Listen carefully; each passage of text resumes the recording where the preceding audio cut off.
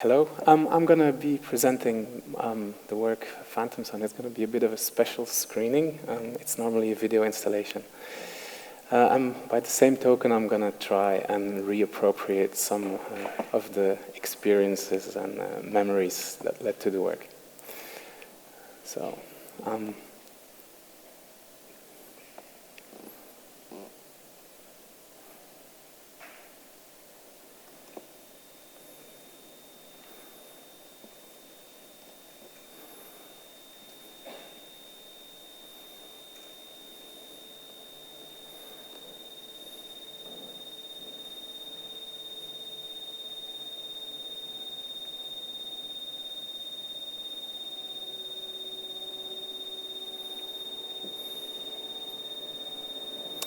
there, the sun is forever visible and diffusing a perpetual splendor. There, snow and frost are banished, and sailing over a calm sea, we may be wafted to a land surpassing in wonders and in beauty every region hitherto discovered on the habitable globe. What may not be expected in a country of eternal light? So begins the first letter of Robert Walton as he is about to embark on a voyage to the North Pole in Mary Shelley's Frankenstein.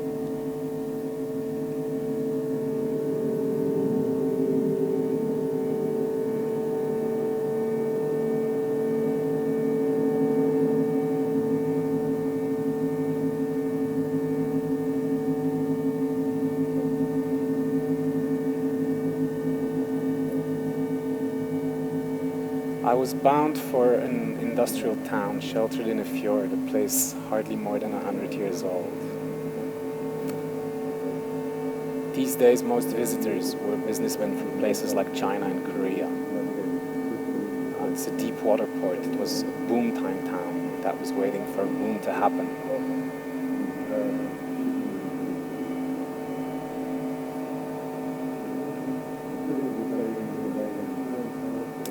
The first thing I remember is a voice resounding, exclaiming repeatedly, "From here on, everywhere is south." And then another, enumerating the steady increase in shipping traffic over the new route.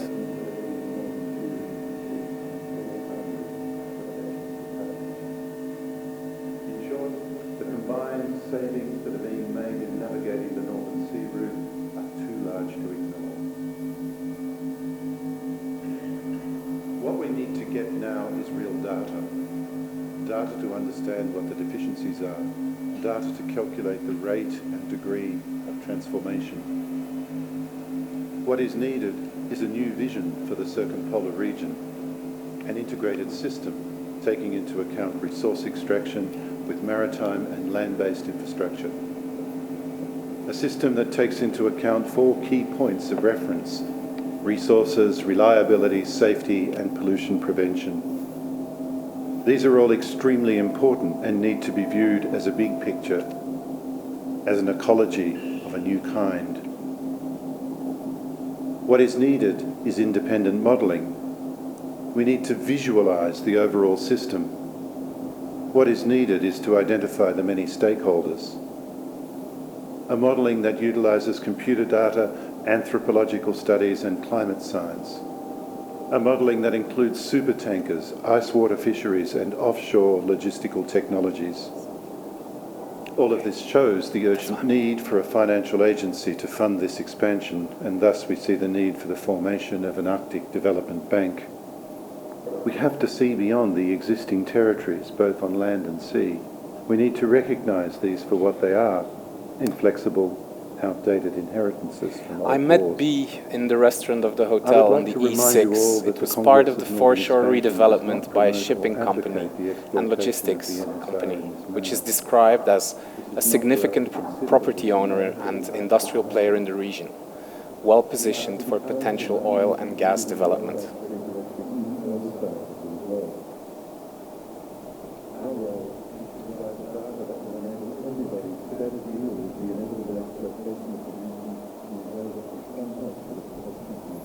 To make this plan a reality, the company had bought up most of the land around the fjord.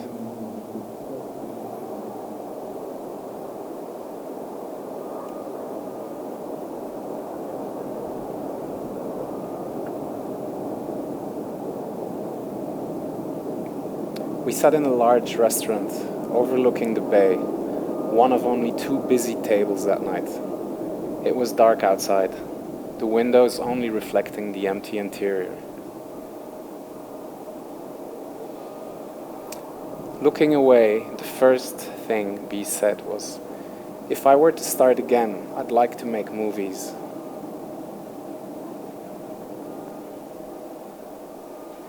As he was tasked with assessing the needs and implementing the logistics for the future industrial development of the High North, B started to explain the challenges of pushing the exploitation areas further out.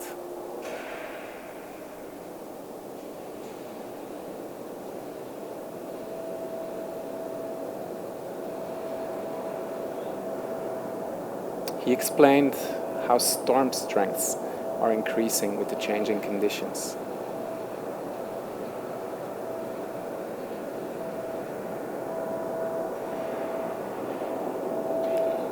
He went on explaining how river and water systems carry the contaminants across the plains out to sea.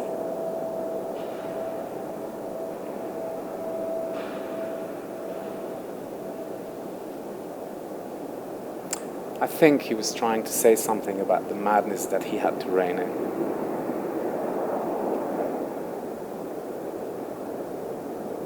The waitstaff kept coming back, maybe to see if the boom time had happened. Waiters waiting.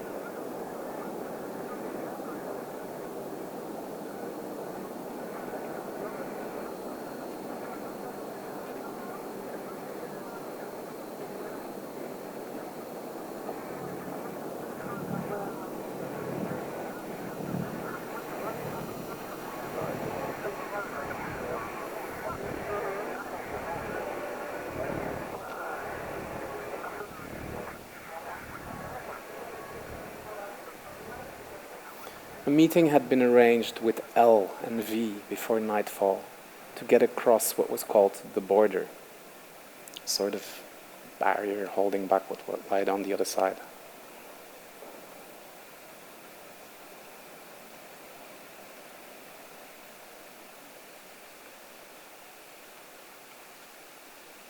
The main access road across had been blocked off with huge boulders. The company operating in the area seemed keen on discretion and secrecy.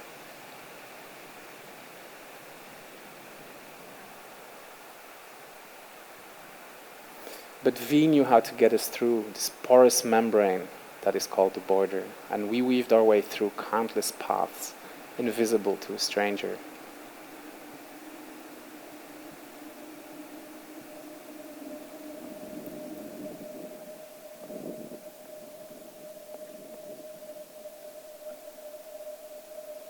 We didn't talk much during the passage. The news that one of my contacts had been imprisoned for espionage endowed our gathering with an air of suspicion. Eventually, V asked me why I had different phone numbers.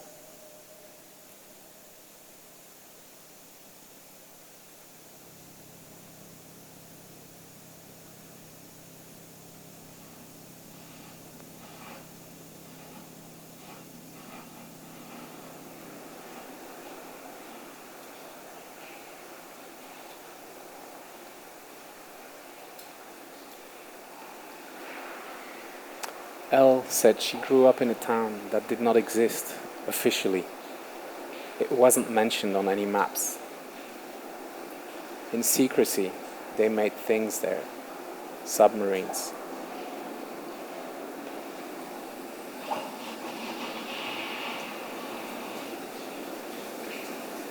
Her father had been a doctor.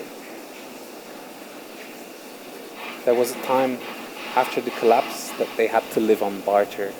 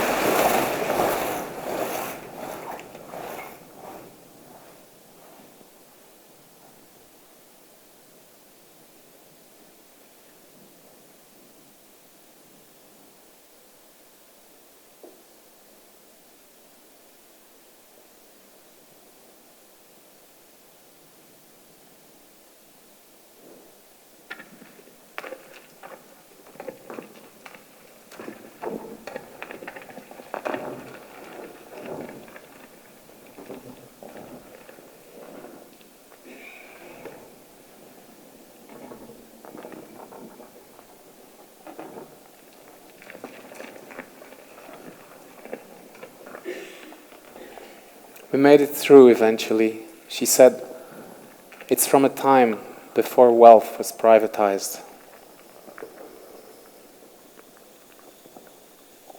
The rumor was that some never left.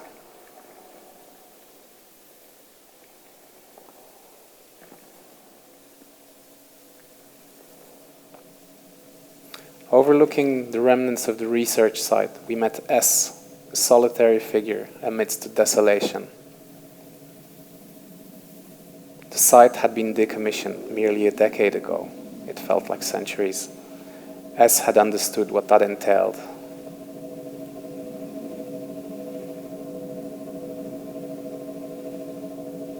Everything of value had been stripped, ransacked, scavenged.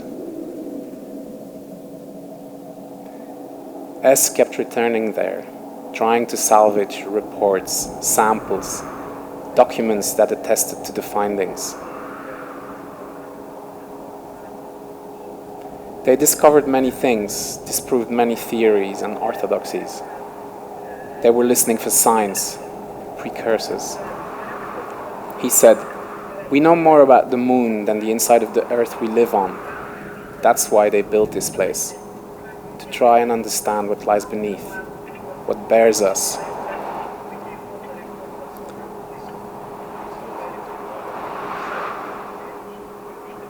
He said, "The earth has a magnetic field because it's full of metals, and it's about what's merely surfacing that wars are waged." He said the last act of the director was to seal the borehole, an attempt to preserve the source of the knowledge the site had spawned, or to conjure the secrets from the deep.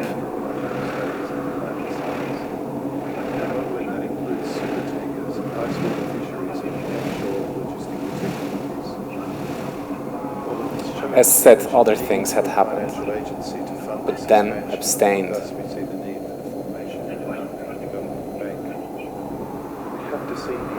Existing territories, both on land and sea. We need to recognize. Before parting, he looked at me intently. He asked, "What do you know about Hyperborea?"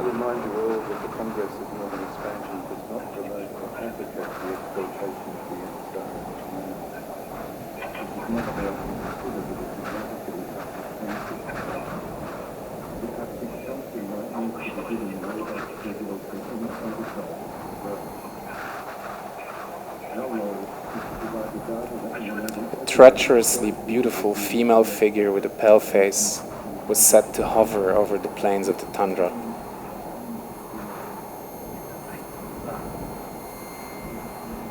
V found many makeshift shelters dug out in the rocky soil, isolated fighting positions lost in the tundra where soldiers could escape the ice-cold winds, the long polar nights.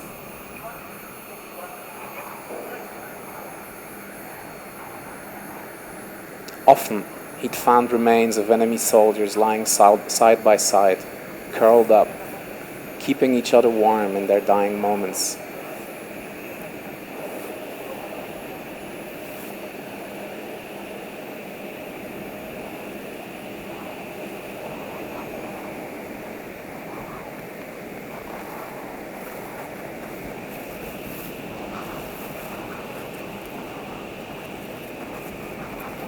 From there onwards, I was alone. Yet, I kept track by documenting every bit of the way.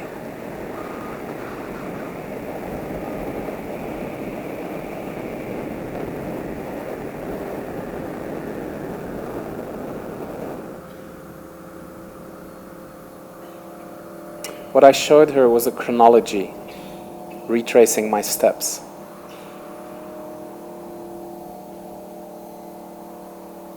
I told her I found something, but didn't know what to make of it. I showed her the images.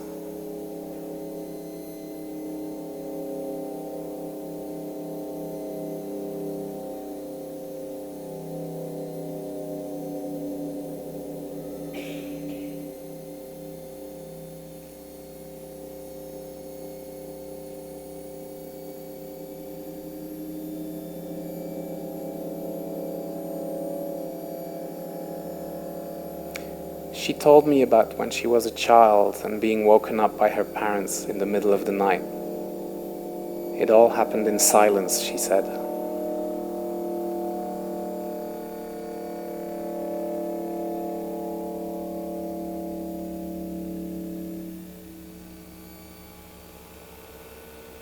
They would come and place this cold latex mask over her head.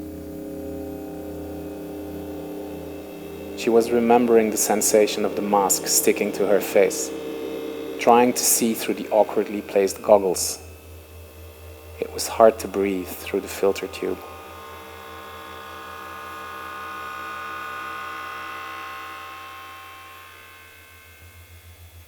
Everything was left as it was when the signal came. Everything left interrupted.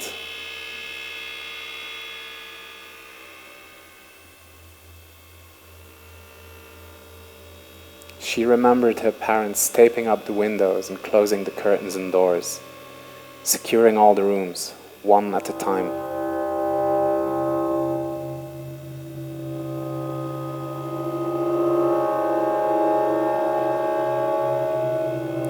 Every action was methodical and done in order, calmly.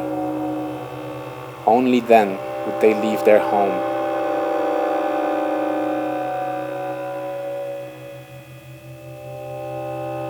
In the concrete corridors of the apartment blocks, they joined all the other residents, everyone having made the same preparations, everyone wearing their masks.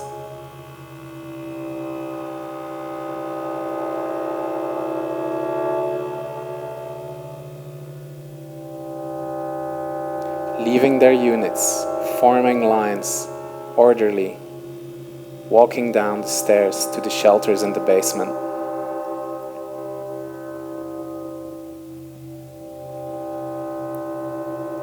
Everything happened in silence.